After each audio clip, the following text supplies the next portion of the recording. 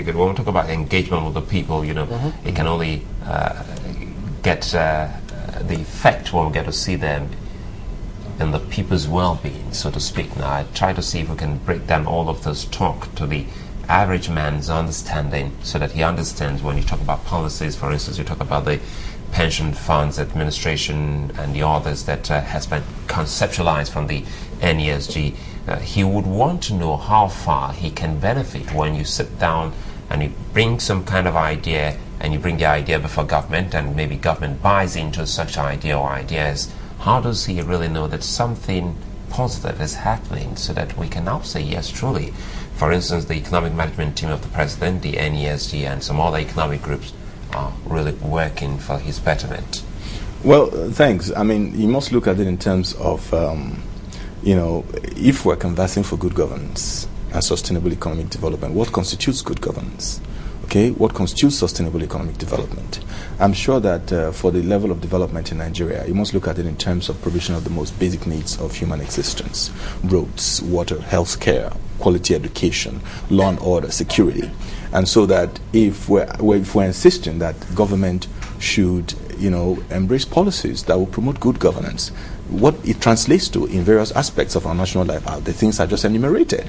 So that if the road driving into channels is properly done, you know, by the state government, I don't think that there's only a Frankenweke that would, you know, that would drive on that road. The Okada man that led us here, of course, would also ride on it. It's a common man. If you choose I mean, I believe we're all there. So yes, those are ways in which these things can be felt. I mean, if water is coming out from the taps in your home, for me, it's part of good governance. Those are basic needs of life. Okay, and that's keeping it. I'm trying to keep it as simple as possible because of the way you framed the issue.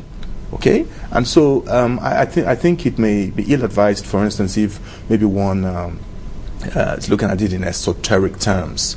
Okay, these are the most basic issues, and for our level of development, this is indeed what good governance and sustainable economic development is all about. Okay, let's get a bit controversial now. Yes. What does your group, your think tank, think about privatization? I tell you, the NESG believes that privatization is good. Okay. That's our position. We support privatization in its entirety. But what about how it's been practiced? Yeah, so fine, that's a different matter altogether. And I want to say that if anyone has contravened the law of this country in the course of the discharge of his or her duties, the law enforcement agencies have a responsibility to hold this person accountable. But I do not think that such a policy of government should be completely jettisoned on account of the fact that some people have done the wrong things in the course of management of that policy. You do not think that Nigerians are going to start having this phobia that, okay, yeah, privatization is good, but we should also be particular about those who are benefiting, so to speak, from this privatization process? Because even if something, ASU recently released a statement, you would think that a body as strong as ASU and also made up of lecturers, people who are supposed to be, you know, up there in society, when they begin to oppose a policy that's supposed to be driving economic development, then there's something going very wrong. No, absolutely. I mean, I can understand their sentiments, okay? I can understand their sentiments, but what I would encourage us to do is to be more objective in our assessment of government policies or economic policies. We must endeavor to be more objective. You know, okay? in terms of let me explain. Let me explain. You must look at the entire privatization process in its totality. Yeah. Okay? And then you must be able to say, okay, fine, on a scale of 10, how have we done? Or even be more specific.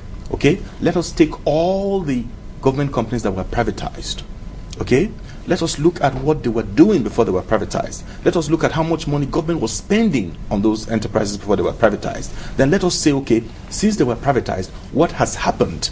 Okay, some may have failed, some may have succeeded. And there are many that have succeeded. And there are many that have failed. Okay? And so we want to see the ones that failed, why did they fail? The ones that succeeded, why did they succeed? We cannot, on account of perhaps hiccups in the implementation of any particular policy, therefore jettison it. But of course, we can even conduct a policy impact assessment to see whether it's in the best interest of the economy or the country for these policy to continue to be implemented. Pardon me. Nothing stops us from changing it if we do conduct a proper impact assessment, and then find out on the basis of empirical evidence that no, things could have gone better if you had left it under the management of government. Even when people say it's that better, some it of makes the more sense. some of the hiccups seem to have threatened systems, institutions functioning properly.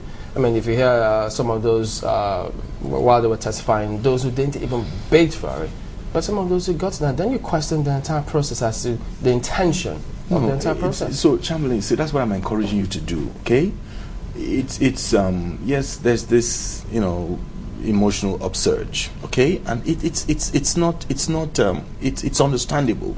Okay, it's the history of corruption in our country.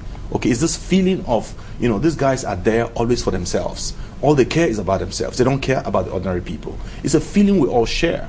Okay, but I'm saying that in spite of that, at my level, I will not embrace, I wouldn't get so emotional on this matter. I'm happy to, and we're already doing this, to really look at the entire process, the entire policy. What have you found? Okay, and we're working on it. To really, we want to be able to show on the basis of empirical evidence what has worked and what hasn't worked, and possibly why those ones worked and why the other ones failed. That way, we can come up with a clear statement. But as a broader policy, the Nigerian Economic Summit Group supports privatization, supports a private sector-led economic growth. And we believe that it's the way to go. Yeah, we believe that the country is the better for it. Mr. Winke, the thing is this, you know, you talk about being objective. Yes. In many climes, or in terms of policies, there have been policies that when they are brought up, yes, usually they're supposed to work. I mean, if we implement them, how we should implement them. But it seems that, I don't know if Nigeria is supposed to be a peculiar environment that when we bring something in or when we come up with something, it just gets distorted in the process. Where exactly does objectivity come in there in terms of implementing a policy? Can we be objective in how we implement a policy without exactly considering the human factor, which it seems is what is beginning to cloud this privatization as a policy? Well, again, Mokwe, I think you make a very broad and very sweeping statement. Okay? What you're suggesting is that nothing seems to work in Nigeria. That's what you're suggesting. Am I right? I'm not suggesting that. What are you no. suggesting? What I'm simply saying is Yes. that every time a policy is introduced, Yes, it seems to get colored. No, that in it works Nigeria. elsewhere, but it doesn't work in Nigeria. It Now, works in a very lopsided way. Sometimes when it does work, You see, it seems to be lopsided. Mope, I think we could actually get into a debate on all of this, okay? And what I want to say to you is this. Nigeria is not unlike any other country. It's not unlike any other society.